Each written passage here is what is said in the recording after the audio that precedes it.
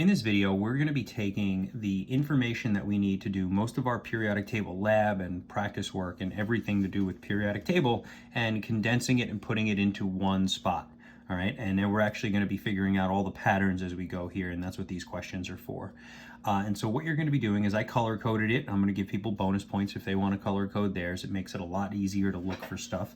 I've got valence electrons, that's my first piece. It doesn't have to necessarily be pink. Electronegativity in yellow, ionization energy in orange, and atomic radius in green. And now I have the definitions of what they are in case you didn't already know them. So electronegativity, you should know, it's the atom's pull or attraction to electrons. Atomic radius, if you didn't know, you should be able to figure it out. If you think of an atom as a sphere, radius is from the center to the outside of the sphere, and so just like the radius of a circle, atomic radius is a way of saying the size of the atom. The larger the radius, the bigger the atom. Ionization energy, well, from its name you can kind of figure it out. It's the energy needed to make an ion. And so the way you make an ion with atoms, obviously you could technically add an electron, but the way they defined it as is the energy needed to remove the most loosely held electron. So basically the very first electron, if you take a neutral atom and pull one electron away, that makes it a positive ion, and that amount of energy is the ionization energy.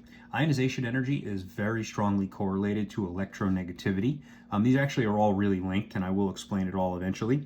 But if you think about it, if the atom has a really good hold on the electrons, then it's going to be really hard to remove it. So high electronegativity is always going to couple high ionization energy, and the reverse will always be true. And then this is often sometimes called the first ionization energy. Sometimes we refer to it as that, and the main reason is because there's another number. You could have the first ionization energy, which is the energy needed to remove the most loosely held electron, and then you could have the second ionization energy, which would be the energy needed to remove a second electron after you already removed a first. It turns out the more electrons you remove, the harder and harder it gets to remove those electrons, and therefore the ionization energies are very different when you go from first, second, third, and fourth, and so on. We're only going to worry about the first ionization energy, so very often I'm just going to call it ionization energy, since we don't really have to worry about the second or anything like that. The information we get is going to be off table S on the periodic table, and some of it's going to be on the actual periodic table itself. So at the very beginning, we can do the valence electrons, and you should know these patterns by now, but they're pretty simple. Group 1, which is from hydrogen straight down, all have one valence electron.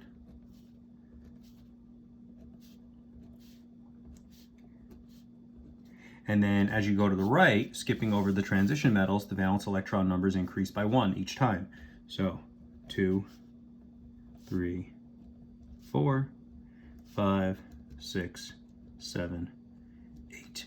Hydrogen or helium is an exception. The reason helium is an exception is because it actually has 2 valence electrons, but it is in the noble gas family, which are all stable because they have 8. So for these guys, normally on your periodic table, there's a gap here. That gap is done to show that there's something different about helium from the rest of its group. And then hydrogen has a spacing here to say the same thing, although it's not the same thing that happens to be different about them. The next thing we're going to do is we're going to look up ionization energy. Now, I'm doing it just for one column and one row. You're going to do it for every column and every row and then answer the questions and the patterns. And so for these guys, if we look up the ionization energy or the electronegativities,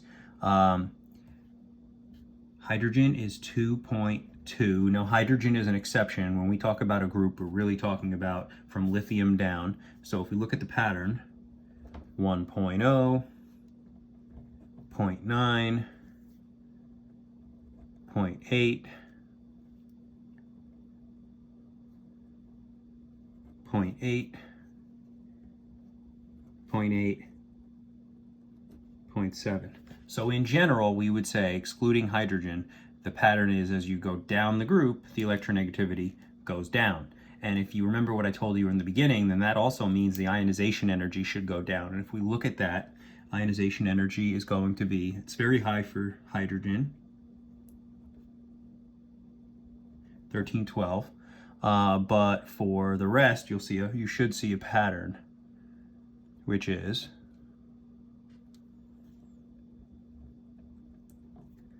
520, 496, 419,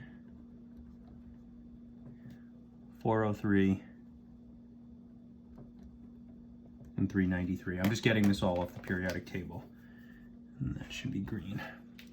All right, and so as you can see, as the electronegativity gets lower, the energy needed to remove the most loosely held electron also gets lower, because electronegativity is a measure of how hard you hold on to your electrons, and ionization energy is a measure of the energy needed to pull an electron away from you. So the stronger you are, the harder it is, and the weaker you are, the easier it is.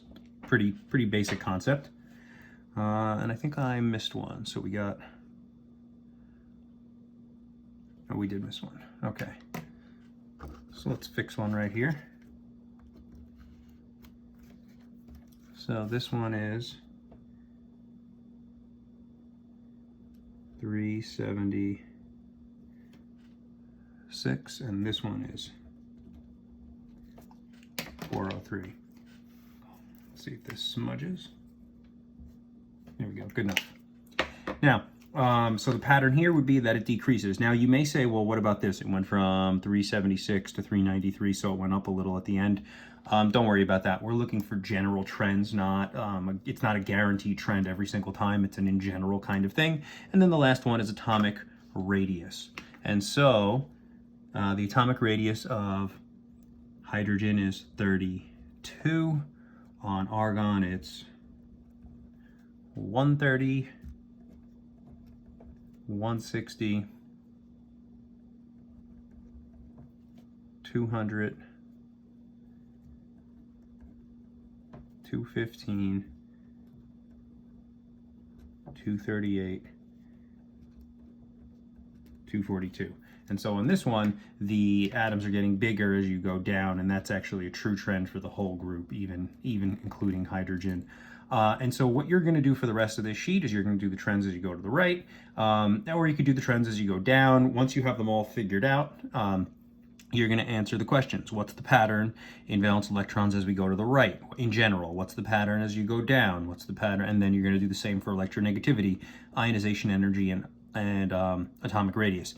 Once you have all this information put together, save it, because we're going to use it to do a bunch of labs, and we're going to use it to do our notes as well. So this is a really good, very valuable piece of information to have everything printed out like this, and all the patterns. The only thing we really need to do next is explain what's causing the patterns. In other words, right now all you're learning is that as you go to the right, the valence electrons go up by 1. The question now is, well, what causes it to go up by 1, and what causes it to stay the same as you go down, and then the same for all of them. And some of them are easier than others, but that's everything for this particular sheet.